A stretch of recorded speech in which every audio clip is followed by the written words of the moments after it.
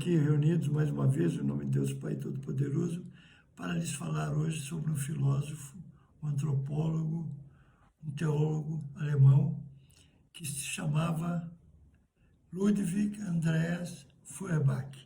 Ele nasceu na Alemanha em 1804 e faleceu em 1872.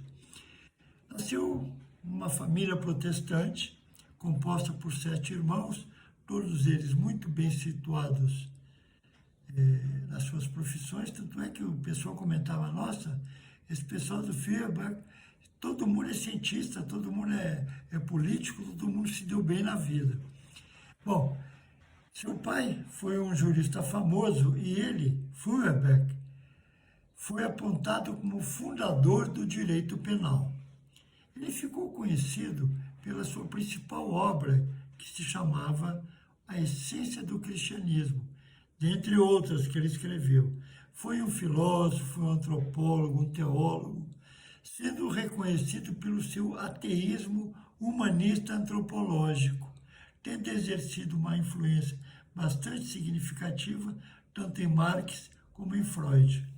Antes dele, justiça seja feita, pensadores gregos, tais como Tales de Mileto, em 600 anos antes de Cristo, que foi o primeiro filósofo ocidental a negar que o universo devia a sua existência a Deus, e um pouco depois, por volta de 400 antes de Cristo, Diágoras de Melos propõe argumentos em defesa do ateísmo. Feuerbach cria que a própria experiência humana bastava para explicar a sua existência. Vou repetir que isso é importante. Ele afirmava que a própria experiência humana bastava para explicar a sua existência. Ele não acreditava na imortalidade da alma, afirmando que após a morte, as predicações, ou seja, aquilo que fosse inerente ao homem, que fosse da natureza do homem, eram absorvidas pela natureza. Afirmava que a religião era uma doença psíquica. Olha que ponto, ele deu uma viajada nessa. Afirmava que a religião era uma doença psíquica e, em decorrência disso, criamos a ideia de que havia um espírito maior, um Deus, a partir dos nossos próprios desejos e anseios. Espera aí que eu vou dar uma hidratada, tá?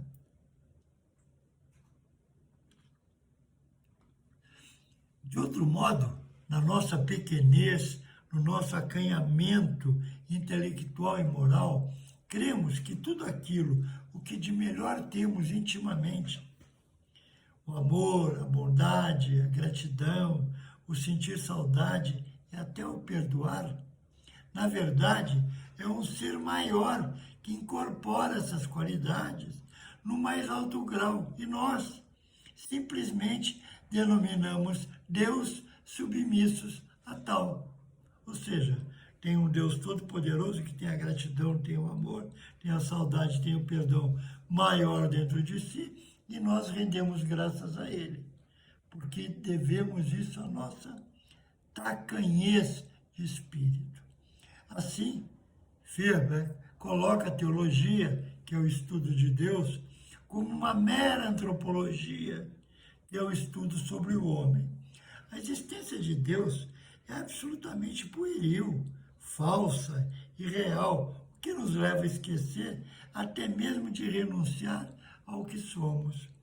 Diante disso, sugere que deixemos de lado esse ser divino e nos balizemos mais na nossa própria justiça humana. Ou seja, Deus de lado e vamos crer que nós somos os nossos deuses. O pensamento de Feuerbach, enfim, tenta mostrar que tanto Deus como a religião são, na verdade, o espelho do homem, ou seja, a sua projeção. Dessa forma, o seu pensamento era contrário a toda opressão do homem, defendia uma forma digna de viver, sem pobreza, sem necessidade, focando o aqui e agora, e nada de uma vida celestial, fazendo com que haja a certeza de uma finitude individual. Ou seja, se não tinha uma vida após a morte, era o aqui e agora a única coisa que lhe prezava na verdade.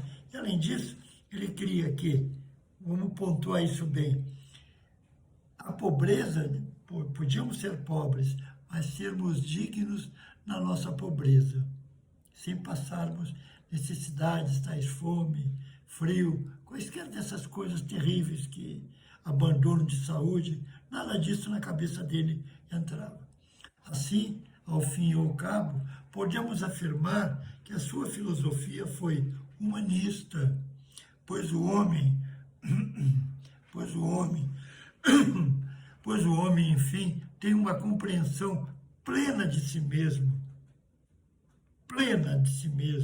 não sendo um ente abstrato, mas um homem real, que longe de se dedicar uma oração a Deus, na verdade, a dedica a si próprio.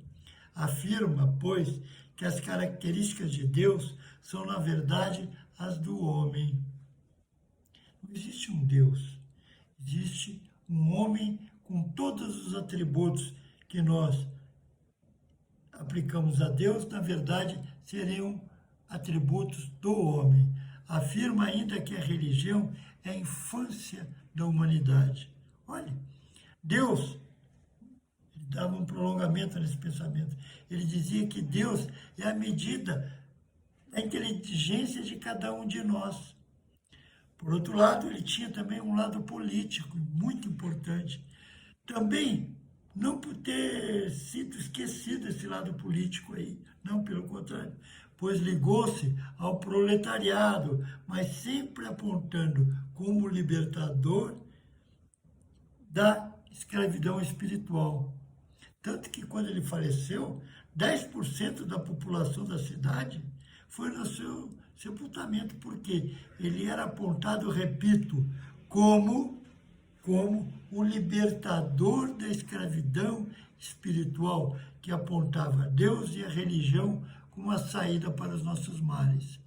Enfim, ele foi tido, e é tido até hoje, como um dos líderes do socialismo científico.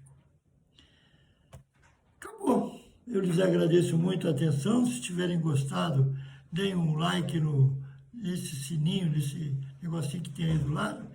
E vamos que vamos até terça-feira que vem, se Deus quiser. Tenham uma boa tarde, passem bem. Tchau.